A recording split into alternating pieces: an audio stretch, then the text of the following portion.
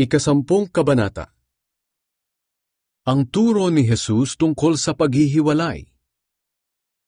Umalis si Jesus sa Capernaum at pumunta sa lalawigan ng Judea, at saka tumawid sa ilog ng Jordan. Pinuntahan siya roon ng maraming tao at tulad ng dati ay nangaral siya sa kanila. Samantala may mga Pariseyong pumunta sa kanya upang hanapan siya ng butas, kaya nagtanong sila, "Pinahihintulutan ba ng kautusan na hiwalayan ng lalaki ang kanyang asawa?" Tinanong din sila ni Jesus, "Ano ba ang iniutos sa inyo ni Moises?" Sumagot ang mga Pariseyo, "Ipinahintulot ni Moises na maaaring gumawa ang lalaki ng kasulatan ng paghihiwalay, at pagkatapos ay pwede na niyang hiwalayan ang kanyang asawa." Sinabi sa kanila ni Jesus, "Ibinigay ni Moises sa inyo ang kautusang yan dahil sa katigasan ng ulo ninyo. Ngunit sa simula pa nang likhain ng Diyos ang mundo, ginawa niya ang tao na lalaki at babae. Dahil dito, iiwan ng lalaki ang kanyang ama at ina, at magsasama sila ng kanyang asawa, at silang dalawa ay magiging isa. Hindi na sila dalawa, kundi isa na lang. Kaya hindi dapat paghiwalayin ng tao ang pinagsama ng Diyos." Pagbalik nila sa bahay, tinanong siya ng mga tagasunod niya tungkol dito. Sinabi niya sa kanila, "Kung hiwalayan ng isang lalaki ang kanyang asawa at mag-asawa ng iba, nangangalunya siya at nagkasala sa una niyang asawa.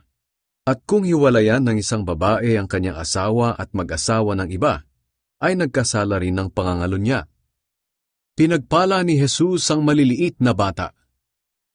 Dinala ng mga tao ang kanilang maliliit na anak kay Jesus upang patungan niya ng kamay at pagpalain. Pero pinagbawalan sila ng mga tagasunod ni Jesus. Nang makita ni Jesus ang nangyari, nagalit siya at sinabi sa mga tagasunod niya, "Hayaan niyong lumapit sa akin ang mga bata. Huwag niyo silang pigilan, dahil ang mga katulad nila ay kabilang sa kaharian ng Diyos.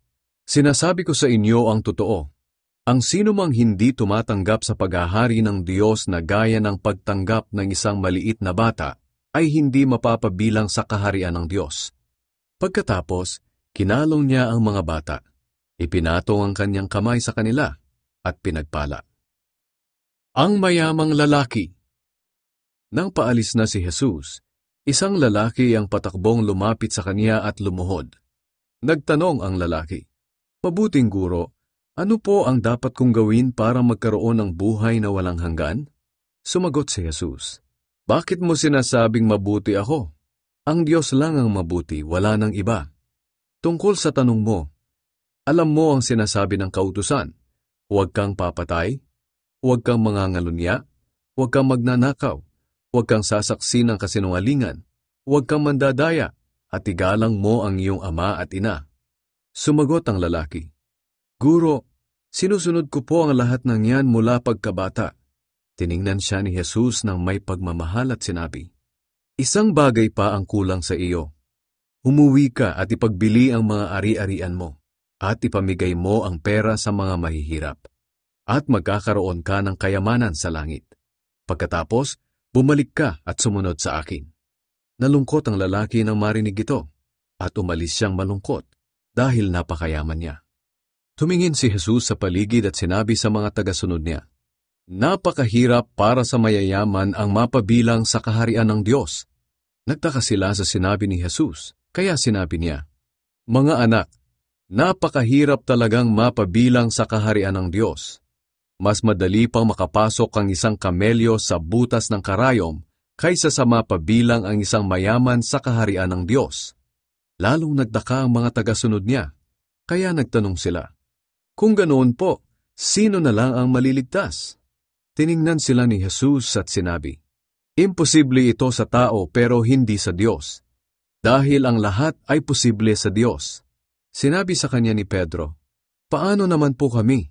Iniwan namin ang lahat upang sumunod sa inyo."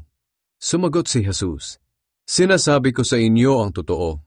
Ang lahat ng nag-iwan ng bahay, mga kapatid, mga magulang, mga anak, o mga lupa dahil sa akin at sa magandang balita, ay tatanggap sa panahong ito ng mas marami pa kaysa sa kanyang iniwan.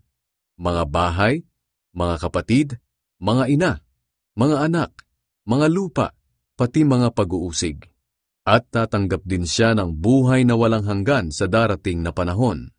Maraming dakila ngayon na magiging hamak, at maraming hamak ngayon na magiging dakila. Ang ikatlong pagpapahayag ni Jesus tungkol sa kaniyang kamatayan. Habang naglalakad sila papuntang Jerusalem, nauna sa kanila si Jesus. Kinakabahan ang mga tagasunod niya at natatakot naman ang iba pang sumusunod sa kanila. Ibinukod ni Jesus ang 12 apostol at muli niyang sinabi kung ano ang mangyayari sa kanya. Makinig kayo, papunta na tayo sa Jerusalem, at ako na anak ng tao ay pagkakanulo sa mga namamahalang pari at mga tagapagturo ng kautusan. Hahatulan nila ako ng kamatayan at ibibigay sa mga hindi Hudyo. Iinsultuhin nila ako, duduraan, hahagupitin at papatayin. Ngunit muli akong mabubuhay pagkalipas ng 3 araw. Ang kahilingan ni Santiago at Juan. Lumapit kay Jesus sina Santiago at Juan na mga anak ni Zebedee at nagsabi, Guro, maihihilingin po sana kami sa inyo. Ano ang kahilingan ninyo? Tanong ni Jesus. Sumagot sila, Sana po kapag naghahari na kayo ay paupuin niyo kami sa inyong tabi. Isa sa kanan at isa sa kaliwa. Pero sinabi ni Jesus sa kanila, Hindi ninyo alam kung ano ang hinihingi ninyo. Kaya nyo bang tiisin ang mga pagdurusang titiisin ko? Kaya nyo ba ang mga hirap na daranasin ko? Sumagot sila, Opo, kaya namin. Sinabi ni Jesus, Maaaring kaya nga ninyong tiisin ang mga ito. Ngunit hindi ako ang pumipili kung sino ang uupo sa kanan o kaliwa ko. Ang mga ito'y para lang sa mga pinaglaanan ng aking Ama. Nang malaman ng 10 tagasunod kung ano ang hiningi ni Santiago at Juan, nagalit sila sa kanila. Kaya tinawag silang lahat ni Jesus at sinabi, Alam nyo na ang mga itinuturing na pinuno ng mga bansa ay may kapangyarihan sa mga taong nasasakupan nila. At kahit ano ang gustuhin nila ay nasusunod. Pero hindi dapat ganyan ang umiral sa inyo. Sa halip, ang sino man sa inyo na gustong maging dakila ay dapat maging lingkod ninyo. At ang sino man sa inyo na gustong maging pinuno ay dapat maging alipin ng lahat.